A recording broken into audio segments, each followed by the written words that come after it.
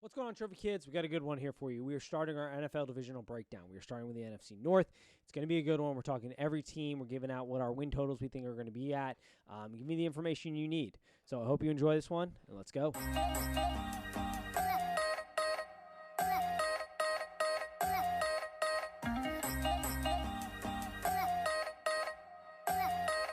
And welcome to Trophy Kids presented by Bad News Media. It is July 16th. As always, I am your host, Nate. We have the return of Michael for one of my honestly favorite things we do is the divisional breakdowns, NFL talk. I can smell it in the air. I love the smell of football. It's coming. In the morning, not really in the morning, it's nighttime, but oh my God, I'm getting fucking excited, man. When we start doing this, I know I start to get jazzed. Like all week, I was on cloud nine. Like I'm preparing for football season. I'm looking over things. I'm looking at new players, like getting refamiliarizing myself with everything. I'm fucking jacked, dude. Yeah, dude, it's a great time. Whenever you talk about football, it is the best. No doubt about it. I loved it too because I turned on ESPN, which I'm not a huge nowadays watching ESPN all the time, but working from home, I turned it on. We're talking about whether Tom Brady is going to be able to keep it on. As soon as we start getting the Tom Brady, is he going to fall off? Where does he rank? That's when I know, football season is right around the corner. We need to start hopping on this stuff immediately, to say the least. Just every offseason, they're always bringing up, is this going to be the year when Tom goes down? It's just I mean, it's been like that now 7 years in a row. He's getting so old. And as soon as that conversation starts coming up, you know that we're getting to that part of summer where there's less and less to talk about. We still have the NBA, which is later than normal. We're not completely in that time period that's dominated by just baseball, which thankfully we're not going to get a ton of dead space with the way that Corona's kind of fucked up every schedule. But we're ready to break down some divisions. We're starting with the AFC North. The AFC North, to me, arguably maybe the second best division in football. I could see an argument for maybe best. I don't know. Once we break them all down, we can rank them and all that. But it's a damn good division of football. The quarterback play is very young, very good. Mm-hmm. There's a mixture of good to terrible coaching here. There's a lot going on in this division. So I am excited nonetheless to talk about this division. It's why I want to start off.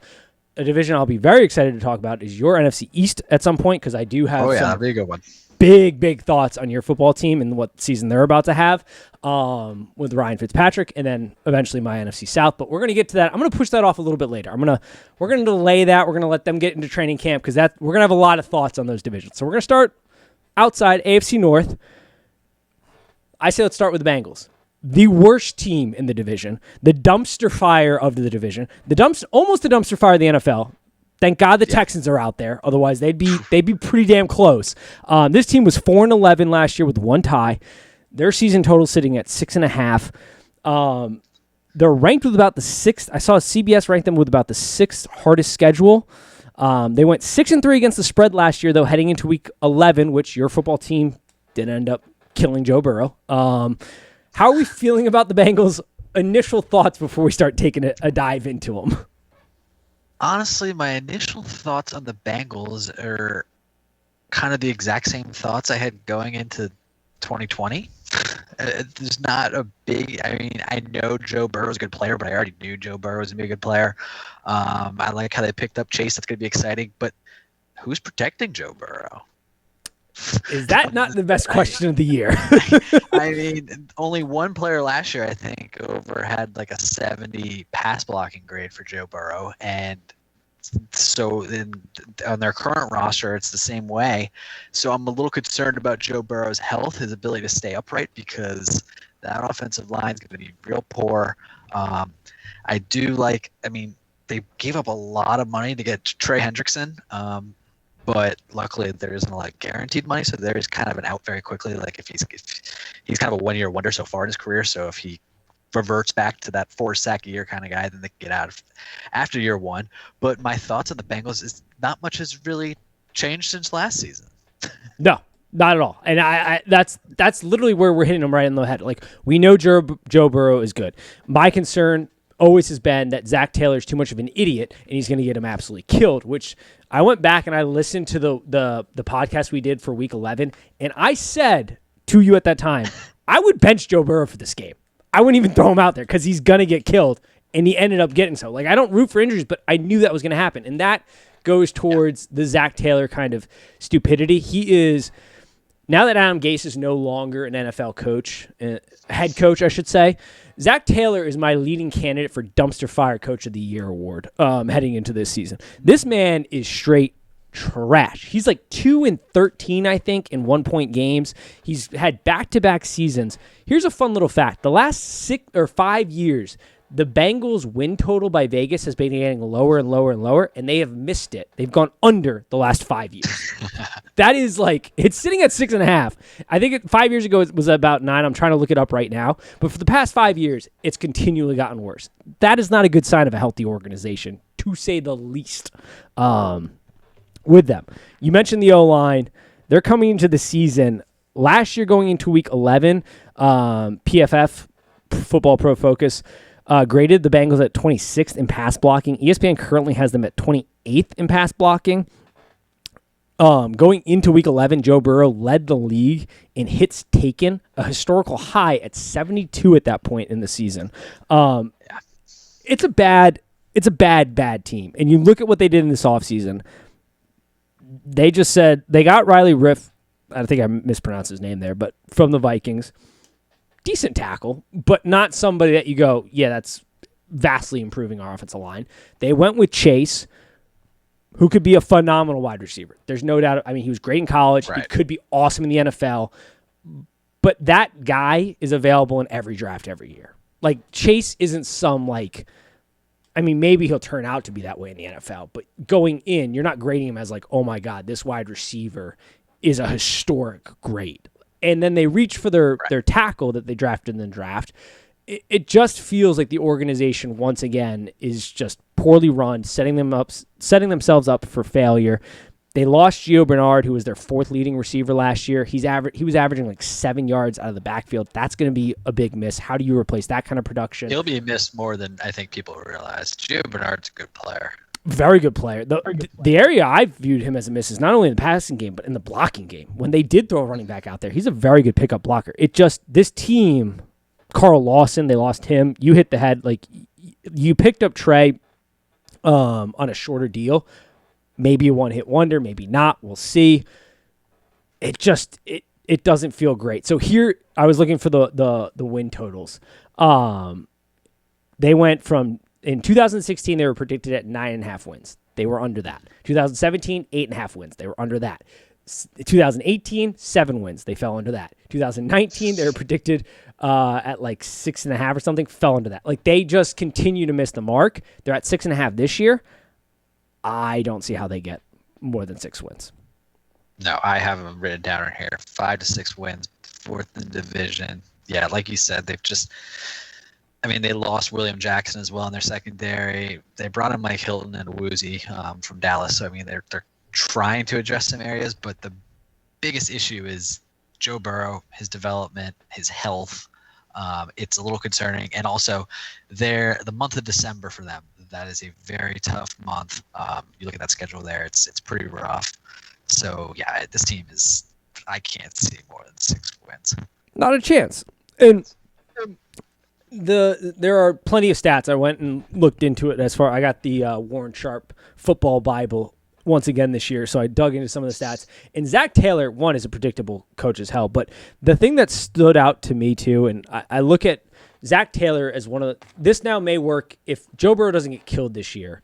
This is the one thing that I do think Zach Taylor being so bad, if he continues to be bad, may work in your Bengals' favor if you're a Bengals fan, because assuming the Browns fire him, he's terrible, they fire him, Joe Brady is going to be an eligible candidate out of Carolina. He was the quarterback coach down at LSU. He runs an effective offense. He's definitely ahead of the curve on offensive play calling. He knows how to coach Joe Burrow, which Joe Burrow, too, one of the things that I love about Joe Burrow in the way in his rookie season, he comes into a league where you don't have a normal offseason. You don't get the timing with your personnel. And where did he succeed the most at? He succeeded on quick drop back, quick passes where you're reading the defense at the line of snap. His efficiency level was great from like 1 to 3 step drop backs. He got the ball out at 2.3 seconds on average, which was fast for the league. Like, the guy is incredibly smart. He's great accurate in the middle of the field. Like, this guy is ahead of the curve. It's just making sure you match him up with a coach that can kind of play at his level. and not have a drop back on 3rd and 2 on the 9-yard line in the Washington Football Stadium where quarterbacks' knees go to die, and you have one of the great defensive lines of the year, and you're throwing a 5-step drop back with a guy who gets no protection. Like, the dumb risk management part is the problem for me. So yeah, I go under. Now, I think we should also preface this that all these picks that we're giving, our totals, all that, we're probably going to circle back on this after training camp. Who knows who's going to get very hurt? Early. Yeah, who knows who's going to stay healthy? Who knows what trades may happen or transactions may happen? But the Bengals, to me, they're an organization that didn't address a need, and they also didn't get arguably the best player on the board at that time, and they continue to seem to miss the mark as just a functional front office, to be honest. Yeah. Agreed. That team didn't really. I mean, I like Chase. I like Jamar Chase a lot, but that team didn't really have the luxury to really be drafting him. No, with the roster that they had. It's also not like their wide receivers were bad. Like, it was a decent position group as a whole. Higgins was good. Boyd was good. Like, I mean, they're not phenomenal. And who knows? Chase might be a phenomenal wide receiver, but you know what doesn't matter? A phenomenal wide receiver when the quarterback has no time to get rid of the ball. Like, exactly. it doesn't matter. You need protection to get the ball down the field, which I'm going to talk about with the Steelers here later down the line about how big plays are generated with some pass protection. So we'll see. It's bad. I did give that stat correct. Zach Taylor, 2-13-1 in one-score games since taking over since 2019. He's 6-25-1 as a head coach. It's poor. That is so poor. Yeah. Wow. All right. I don't know. I don't have a whole lot more on the Bengals, to be honest. They're one of my least favorite teams to talk about. I feel bad for the city. We deserve better here. It's a poor team. It's a poor franchise. But maybe you luck out here. I mean, they're on that weird razor blade edge where I see like they could go one way or the other. They have a good quarterback. Who knows what he'll look like coming back from injury. Yeah. But if you put an offensive line around him, you have some pieces on offense, and you build up that defense, well, shit, maybe you have something there. Maybe. If you get a good head coach. Not this year, but maybe. Razor thin. Yeah, razor thin. It's going to be bad. It's going to be bad this year. Let's move on to the team I am most excited about. This team, this is an organization that has flipped the script. We are seeing, I think, a passing of guard this year between a team we're going to talk about here in a little bit, but that is the Browns. They were 11-5 last season. Their win total is set at 10.5. What are your initial thoughts on the Browns coming into this season, where we're at? I like this team a lot. They didn't lose a ton. They lost a little bit on the defensive line, but they addressed the defensive line. They brought in Clowney. They brought in Zach McKinley, Malik Johnson. They had some issues last year with pass defense, but they went out and they got John Johnson from the Rams along with Troy Hill also from the Rams. The Rams last year were the number one pass defense in the league, I believe, in terms of yards. Obviously, Jalen Ramsey has a big role in that, but the other players are good too. I like this team a lot. I'd say they're definitely potential winners of this division, but a lot of it comes down to having Baker play within what he's capable of doing. Baker's a good quarterback. He's not a great quarterback. So lean on that. Lean on the run game. You have the best 1-2 punch as far as running backs go in the NFL, without a doubt. Best offensive line, if not one of the best offensive lines. So, I mean, I like this team a lot. I could see them winning 11-12. Easy. Yep. That's where I'm at. The adding the game has been throwing off my, like, when I was looking into teams trying to figure out win totals. Yeah. The extra game's been throwing me off a lot. I would take the over on this 10.5. Granted, we'll see what happens in preseason, but before preseason, everybody's healthy, everything like that. I think you hit all the major points. Like, this is a team who had a good offense last year. You have a 1-2 punch in the backfield. I mean, both those backs could be 1,000-yard backs on other teams, like, without a question. I mean, their explosive is off the chart.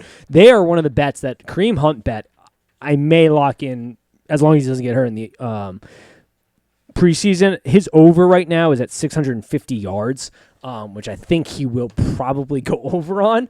And Nick Chubb's at 1,300. I might go under on him just because that's a lot in a two-headed system. But you're absolutely right. You keep Baker within his system. He's proven last year. He improved on every major stat that you want like a quarterback like Baker to improve on. His short range throws, midfield, he went from a 56% completion to a 72%. Right side of the field, 71. His deeper mid-level throws, they all improved across the board drastically. Like this guy, Kevin Stefanski, figured out you keep it simple for Baker, you run 2 tight end sets, you lean on the run game, you don't go away from it if it's working. Like Freddie Kitchens did that entire season where it was like in the first half you'd be gashing teams and then you wouldn't run the ball anymore in the second half. And you become predictable on offense. This is also a big thing for Baker this year, which has not happened. This is the first year in his career he's going to have the same play caller the following year, which is huge. I like how you hit the head on getting Hill and Johnson because that is the concern. The defensive side of the ball. But the Browns went out and they addressed it. They went out in the draft and they addressed it. They went out in free agency and they addressed it. Last year, the Browns defense allowed 15 touchdowns on passes thrown 15 yards plus downfield, which was the most in the league. They ranked 26th in opponent QBR. Like the pass side of the defense was bad. You have Myles Garrett. You boost him up with Clowney, who isn't maybe the player we all thought he was going to be coming out of college, but he is still a very competent player, especially when you got a guy on the other side of the line of scrimmage who demands double teams, demands extra attention, because if you don't, he's gonna murder you. Exactly. And you get Johnson, which is a huge signing. You get Hill.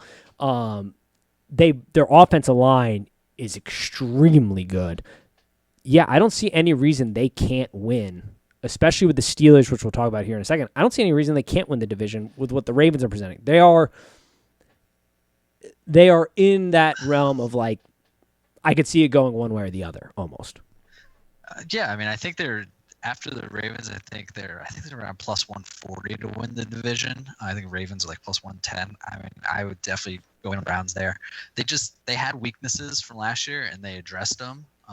They're definitely the type of team with their run game where if they get up by 10 points, 14 points in the second half, with that defense, with the pass rush, while the other team's going to be passing and trying to catch up, and then their ability just to run the ball, run the clock out, I think that they're going to have a pretty good season. They have a lot of very winnable games, but they also have a lot of tough games, but they do face they have Houston. I mean, obviously they get the Bengals twice. We'll see about the Broncos. They have the Lions, and we'll quickly find out soon that I'm not very high on the Steelers. So neither am I. So I can't wait to start talking about them here in a second.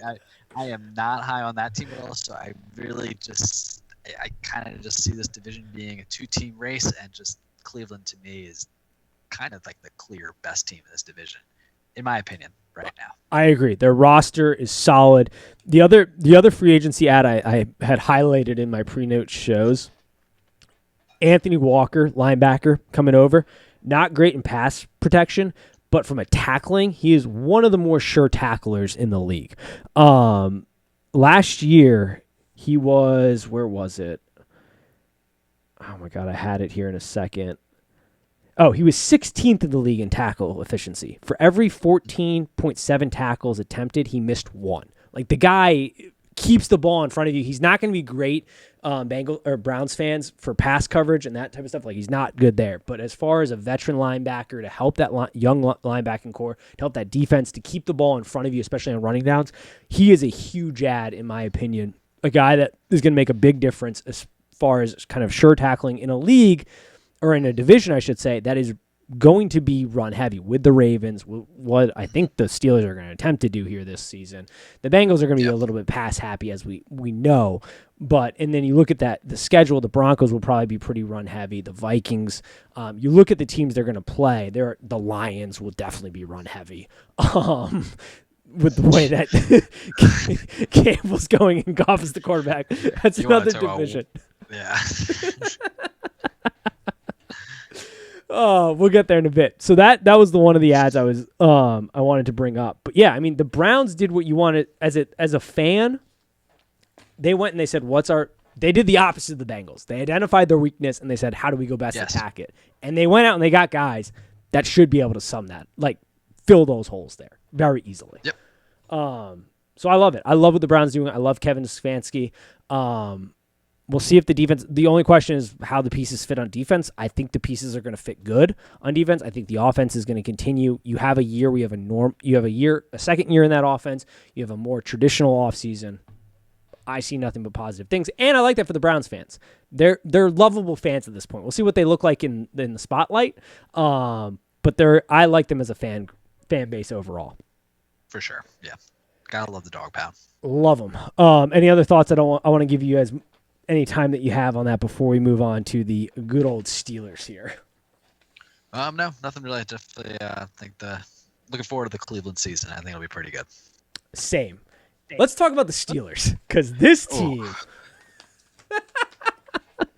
I mean, they are consistency for the last more than a decade. Since 2004, they haven't lost, or they've won at least 8 games. But, oh, man, this team this year is bad, my man. Bad. It's a bad team. And, last year, until week 12 or whatever, when the Washington football team rolled into Pittsburgh, they were like 11-0, and they were favorites to win the Super Bowl. And ever since they lost to WFT, that team has been crumbling, and I think they will continue to crumble this season. They basically didn't really sign anyone. They couldn't. They re-signed Juju, but Juju he's on a prove-it deal, so we'll see about that. They lost Buddy Beast. Losing him's a big loss, no doubt about that. Lost Mike Hilton. James Conner left, but you replace it with Najee Harris, who I'm actually very excited about. I think he probably will be a stud. He's definitely what I'm most excited about when it comes to Pittsburgh. But the schedule is a bitch. They got the Bills, Titans, Vikings, Chiefs. That's not including the Ravens, the Browns twice as well. I mean, that schedule is brutal. And my question with the Steelers also is, last year Ben literally got rid of the ball in 1.2 seconds. Like he snapped the ball and threw it, snapped the ball, threw it. Is that O-line actually good? I think they're decent. They lost Alejandro Villanueva, which isn't good. And Pouncey. Yeah, right. They are the Steelers, so their wide receivers will probably somehow be studs because that's what that team does. And Najee Harris, I think, should be a pretty good player. But is Ben going to stay healthy for 17 games? I find that to be unlikely. I hear he's lost a bunch of weight. I mean, I'm sure that should help, but he's a Hall of Fame quarterback, no doubt, but I think he's really starting to break down fast, and you could kind of see it last year. I don't like this team at all this year. I see 7 wins, 8 wins maybe. I saw 8.5 on the betting site. I'd probably lean towards the under on that. I really would. Even with 17 games, I don't know. I just can't trust Ben. And with that schedule and just his health, I don't like the Steelers this year at all. It is. The Atlantic has the Steelers as the highest strength of schedule in 2021. Now, there are others that it's brutal. That don't put them as high, but the Atlantic is putting them as the highest. It is, they appear in 5 primetime games, including twice on Monday Night Football right now. And they're going to finish with 4 consecutive games against teams that most people, I went and looked around where people have people ranked, most have them in their top 10 coming into this season. Yeah. It's bad. I actually like that you hit on the quickness in which Ben got out the ball because 315 out of his 501 pass attempts traveled no more than 6 yards downfield last season. Like, it was... Dude, I believe it. It's insane how, they're not doing anything to push the ball down the field. Which also explains because their O-line guard, Kevin Dotson, is the only starting guard only starting lineman on that team right now that PFF has in the top 120 of linemen from last season. And with the quarterback like Ben Roethlisberger at stages of his career, that is... almost scary to think about. Terrifying, dude. And Big Ben's doing that thing that we all do right before summer. We're like, oh, we got to start a diet like a month out from summer to get our summer bods going. He's like, shit, I got a diet. I'm about to turn almost 40 and going into the season. Every part of my body hurts. Let me eat a salad or 2 and maybe that will work. It ain't going to work. No, it's not. You also have a new offensive coordinator in Matt Canada, who's the quarterback coach last year, who basically just said, we're going to do what Ben wants to do, which that might be good. I don't know what that even looks like. It feels like a lot of shotgun, not a lot of play action movement because Big Ben doesn't want to move anywhere, and that doesn't seem good either. It's hard to find a positive on the offense outside of the wide receiving core, which I guess the Pittsburgh Steelers just have the greatest scouting department the world has ever seen when it comes to wide receivers. I don't know what's going on there. I don't really either. They always seem to perform. I don't really know yet if Juju is really good or just, pretty good to good. Chase Claypool seems really good, but it doesn't ever seem to matter for them. Someone always seems to produce, but they've also always had the last 15 years, they've had a pretty elite Ben Roethlisberger, who I just don't think is that anymore. Yeah, I mean, he's not bad. Last year, he was 31st in completion percentage on deep passes. He was 28th in passing rating last season. Run last year, they were ranked 32nd. You have a completely revamped offensive line for the most part, and not by guys. They didn't do what the Ravens did and get guys that were at least decent in the offensive line game. I mean, it's bad. I think I'm with you. I'm going under their win total. I mean, we'll see. Once again, we'll see what happens in training camp or in those type of things. But I saw film of Big Ben throwing in OTAs. It looked like he hurt every time he threw the ball. We don't even have pads on yet. Like, his body literally looked like he was hurting as he tried to throw the ball in just shorts and t-shirts. Like, it's the first year they're going to go under 8 wins, I think. I agree, and it's crazy because they have the extra game, but I don't see it. Yeah, I just don't. And we'll see what the new offensive coordinator is. It's just there's a lot of things stacked up bad against the Steelers, which means our Steelers-Ravens rivalry is going to take a hit for the foreseeable future. The Ravens, their wins total for the most part, some places have it at about 11. I found most consistently it's about 10.5 right now. They were 11-5 last season. This is another team in the AFC North that's been Mr. Consistency for the last couple of years. They have a couple different pieces. They're in that kind of period where the offense goes a little stale in Greg Romanov's system. Where are we kind of at with the Ravens? They're the team where I don't know. It feels very flat coming into the season from where they were last year.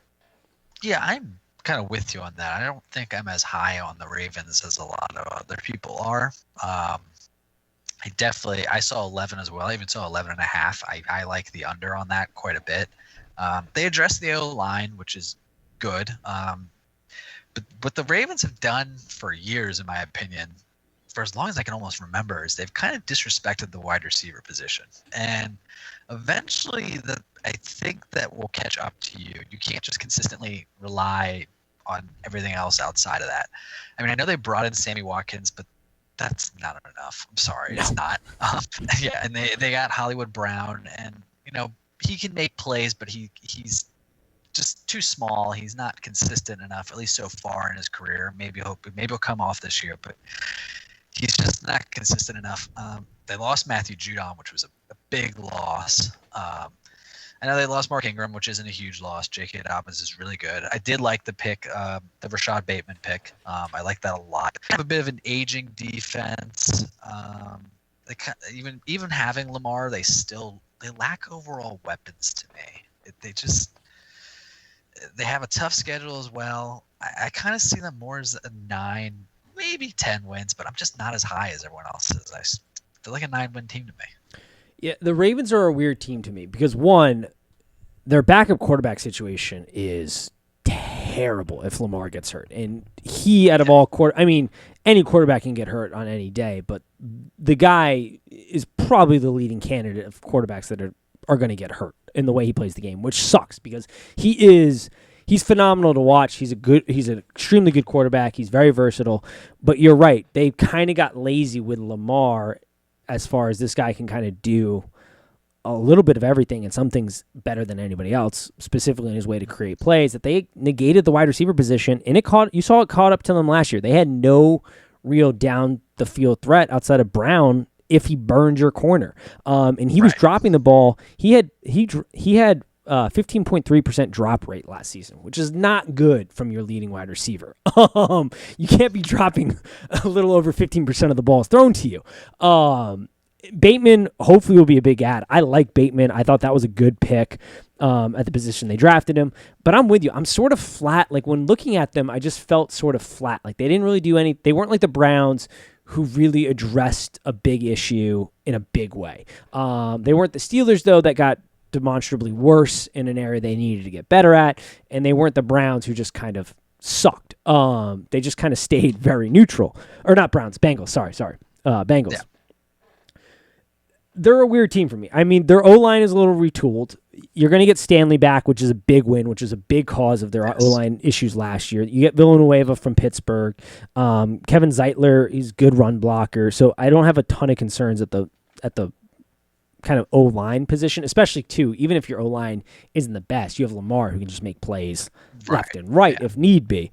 But they feel like a very, I don't know, flat team. It's weird because it's like they have, outside of like, I don't know, Tyreek Hill, they have the most electrifying player in the NFL, yet the offense kind of on paper just bores me almost. Yeah. Like awesome plays, J.K. Dobbins making a play here and there. Their offense just doesn't scare me at all. I agree. And it is Greg Roman's kind of third year. We saw this with the 49ers. His offense is great that first year that he implements it with any team and when you got a guy like Mar. But even we saw it last year. They played bully ball against bad teams, and then they struggled against good teams. Like they just weren't as effective. And whether they can keep that. Now, I will say their secondary, those boys, I mean, that is a no-fly zone. Between most forced incompletions in man coverage since 2019, Humphrey is first, Peters is second.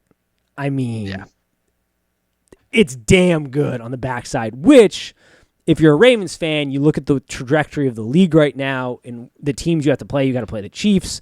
You got to have to play the Bengals, which aren't great, but they're going to try to air the ball out a lot. You play the Green Bay Packers if they have Rodgers. That comes in handy for them. You look at their schedule, a lot of these teams are going to have to run the ball on them.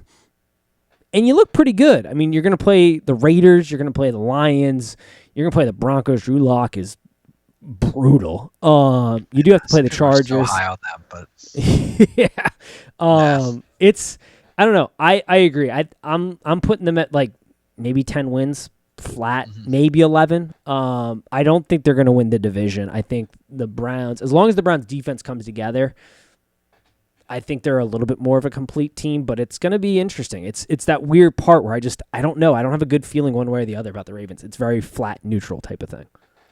Yeah, I don't really either. And it's kind of a weird year for the AFC North in general because I don't think they're quite as strong as they usually are. No, but they're also sort of on that razor's edge where they have this young group of quarterbacks that, like, for Baker, this is, I'm not going to say a make or break year, but this is a year that could really propel him.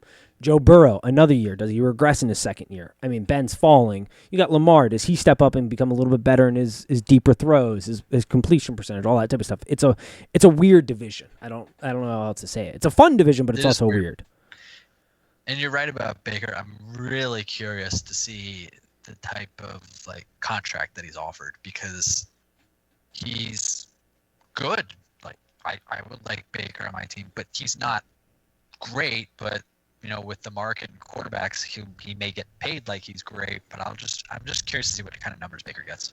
Baker to me he is like the ideal. You could win with it. Like this quarterback isn't going to be your Achilles heel. You can win with him, and if you put the right pieces around him, he can be damn good. But he ain't going to be an Aaron Rodgers. He ain't going to be a Tom Brady, Patrick Mahomes. Like these great. His upside is not as high as some of these other guys, but his downside, like he's just kind of perfectly right in the middle of like this dude can win you football games. Yeah, he's weird. Yeah, I don't know. I mean, obviously, I don't know Baker. I'd love to, Baker, if you randomly hear this, love to be friends here, give your opinion. But I also feel like he's a guy that might take a little less, sort of like a Tom Brady, if it goes back to players he wants. Like, if we got to go re-sign this person, you're going to go do this, I want to be more involved. I could also see that be part of Baker's story. I could see that. Yeah, I could too. All right. So what are we ranking? I got Bengals, Steelers, Ravens, Browns. We feel... I think I hate to be boring, but I'm right there with you. It's fun how we line up on these types of things. I got two player bets. I mentioned them before.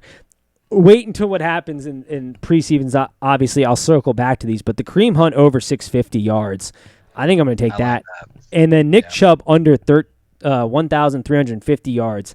I also kind of like that. Like, he's a 1,000-yard back, but he's also play a running back position, likely to get banged up at some point in the season. You have a two-headed back system. I feel like that number's a little high for what they have down in Cleveland. If he was the primary back, I might say that's a different story, but that seems high. And then win totals we'll circle back to, but I think we're pretty much lock and step. Like, most of these teams are going over. I think the Browns are the only ones that really have probably over their season total. Yeah, I would agree. Any final thoughts on the AFC North division before we kind of call it a day on this one? No, not really. I think we covered it pretty good. I agree. It's a short one, but we do it in efficient time and give you the stuff you need to know. We're going to circle back, I think, on win totals once the preseason's kind of over. But Zach Taylor is my leading candidate for Dumpster Fire Coach of the Year. We'll see if he replaces and takes the mantle from Adam Gase. One football note I feel like we should somewhat address because I was a big supporter, non-football. Conor McGregor, you're also a UFC fan. Dude, it's tough to be a Conor McGregor supporter. And I'm not even talking about the losses. Like, I don't give a shit. I mean, I do. I wanted him to win, but like the way he's handling it, the threats he was throwing out after, the kind of excuses after, I mean, it's becoming harder and harder to kind of support this guy, which goes against my strong support of my Irish lineage. But he came out today, I think it was today, talking about how the excuse is, well, he had a hairline fracture in his shin and there was an injury going into the fight. And sure, that might be the case. My only question would be, why was part of the strategy then to be throwing that kick a bunch? Like, that leg was a big part of his strategy. He was throwing that kick a lot for somebody who has a stress fracture. I'm not a fighter. I don't have that mentality in me to be like, let me go into the cage and just try to like man up somebody like that. Like, that's just not the mindset I have. But I don't think I could ever throw. If I knew I had a fracture, I don't think I'd be throwing that leg kick as much as he was trying to do. Just my take on that. The year that the UFC has had with leg kicks, breaking legs so far. Yeah, it was weird that he came out and said that after like his strategy from the bell ringing was throwing those leg kicks. So yeah, that was weird. Yeah, it's definitely getting a little harder to be a Conor fan. The antics after were pretty ugly. The only thing that I am somewhat holding out hope on is apparently they're going to fight whatever. But say they're going to what? Apparently, they're looking to do Dustin and Conor. Oh yeah, run it back again. The only thing I'm holding out hope for is somehow, when they do run it back, Dustin will probably be champ, and somehow Conor lucks out, catches him, champ again, and he's on top. All he needs is that one win over, and become champ again. And yep. Get back. But I don't actually foresee that happening. And now he's going to be, injured for 6 months. So we'll see what Conor's like. He might retire 3 times. You never know. He'll go on Twitter tirades, retire, come back in a week, and then retire. So you never sure to get with Conor, but it's getting tough. Yeah, that was an ugly night for sure. It's getting tough also because like beforehand everything flowed from his fight style, his shit talking, all of it. Now it feels almost less genuine. It feels like a lot more forced and grasping, and it's kind of getting a little unhinged. The boxing thing is the greatest thing to ever happen to Conor McGregor, but it's also the worst thing from an MMA standpoint, like UFC standpoint. Like his career, his ability to earn money as the highest paid athlete in the world took off the moment he was able to sign that Floyd. Like, that launched him beyond anything that could have ever been imaginable. But from a pure UFC standpoint, it has dramatically affected him. He's shortened up his stance. He's forcing shit. Like, it's just, he's taking off time. It's a tough scene. But he can get back on top. He can get back to his old ways. It's enticing. It's getting tough out there. I was not a fan of I'm going to kill you and your wife in your sleep as you're laying on the ground. I was like, all right, Conor, let's back it down a little bit. Yeah, it was a little over the top for sure. Yeah, and like you said, people like I see a lot of people that say like Khabib broke Conor. I'm like, no, really, Floyd broke Conor. Like, Yep. that whole thing. That ruined his UFC ambitions, which, I mean, 100%. he's the richest athlete last year as far as money made. Like, I think every single one of us, if you were to told, could I be, I mean, I'm already going to be a god in the UFC, but even more so, or can I make $100 million and then launch myself into even more millions of dollars? I think every single person takes that bet or takes that path. Exactly. Yeah, of course. But you're right. It is, yeah, Khabib didn't break him. The Floyd spectacle broke him. And we'll see. It'll be interesting to see where he goes from here and how it plays out. But it is, I think, the fight to make now. I mean, you're right. His only championship ambition ability is if Dustin wins it and they run it back. But there's always that Nate Diaz fight out there, that trilogy that's hanging out in the whims that I'd be very big fan of. Nick's coming back. He's running against Robbie Lawler again. Let's run Nate Diaz and Conor again. That'll get the flames started. Yeah, you could definitely run it back with Nate. I think he'd lose, honestly, because he's not going to knock Nate out, and I think he's just going to tire himself out and just eventually lose. But yes, there definitely will be I imagine there's going to be a Nate trilogy fight. I would agree. Any final thoughts before we wrap this up? Nope, I got nothing. Perfect. Well, tune in next week. We'll have another divisional breakdown. And as always, peace.